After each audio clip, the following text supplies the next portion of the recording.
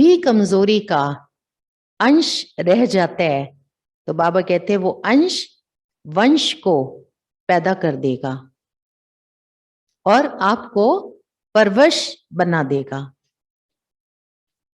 तो द्वापर युग से जो हम सभी 5 विकारों के अधीन होते आए, तो इन 5 विकारों ने, ये तो है ही कमजोरी, लेकिन इन 5 विकारों का परिवार बहुत बड़ा है।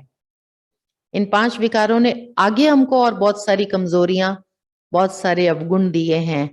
तो बाबा आज कहते हैं कि ज्ञान से, समझ से इन कमजोरियों को समाप्त करो और बाबा की याद की अग्नि से इन कमजोरियों को पूरी तरह से जला दो।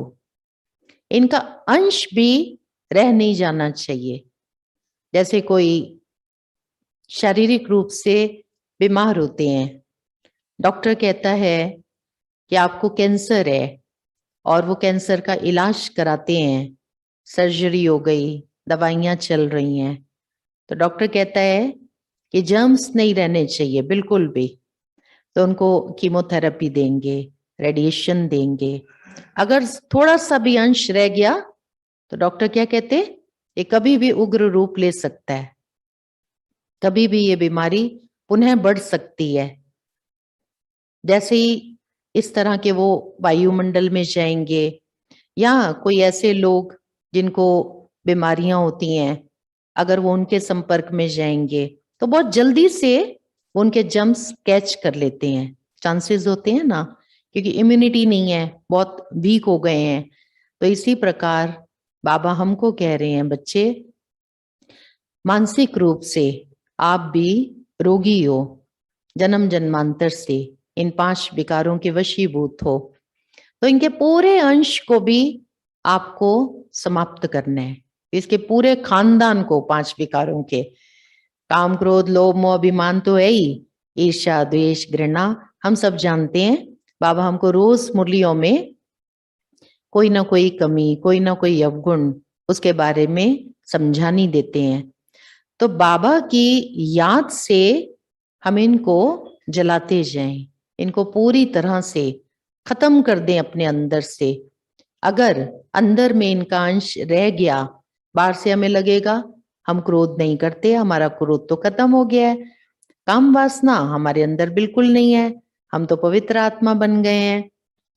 किंतु अगर हम कोई ऐसे वायुमंडल में हम चले गए जहां पर अश्लीलता फैली हुई है, या हमने कोई ऐसे लोगों का संपर्क किया जिनके जीवन में काम वासना है, उनका व्यवहार, उनकी बातचीत, उनका कपड़ा सब कुछ और प्रकार का है, तो हमें जो लग रहा था कि मेरे अंदर जो काम वासना है वो तो समाप्त हो गई है, वो उस वायुमंडल को उन लोगों के संपर्क में जाने से वो पुनः जाग जाएगी।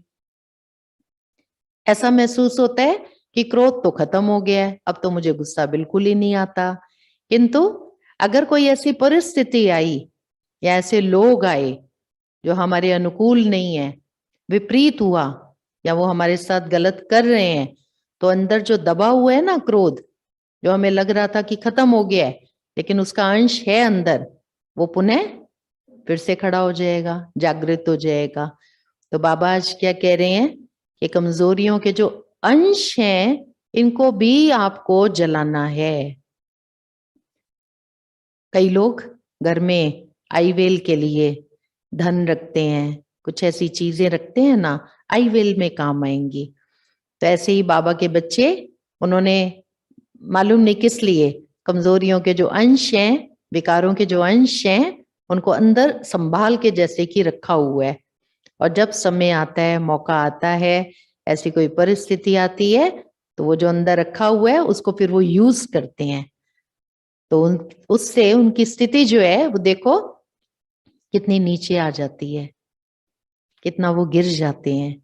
जैसे साधु सन्यासी समझते हैं, घर बार का त्याग करके जंगलों में चले जाते हैं और सोचते हैं हमने सारे विकारों के ऊपर जीत पा ली।